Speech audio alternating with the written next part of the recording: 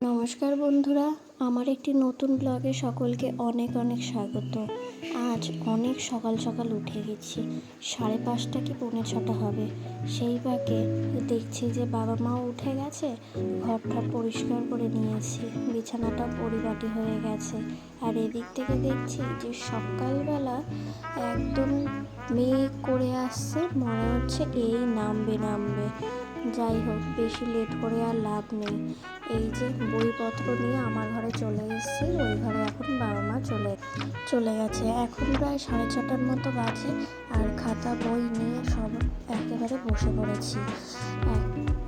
প্রথমে ভাবছি যে রুটিনের সেট আপটা করে দেবো, কোন সাবজেক্টগুলো পড়বো সেটা একটা টাইম করে নেব, এই টাইমে এই সাবজেক্টটাই পড়বো, তাহলে খুব সহজেই সেই সাবজেক্টটা কমপ্লিট হয়ে যাবে।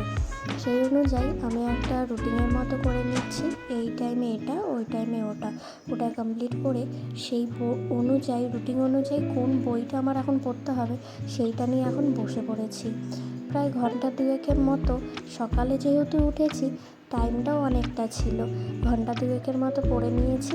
পড়ার পর মা এসে আমাকে বলছিল যে বৃষ্টি ওয়েদার, একটু ঝাল খেতে বলছে, একটু তাহলে চিকেন নিয়ে আসবি। আমি বললাম ঠিক আছে, নিয়ে আসবো।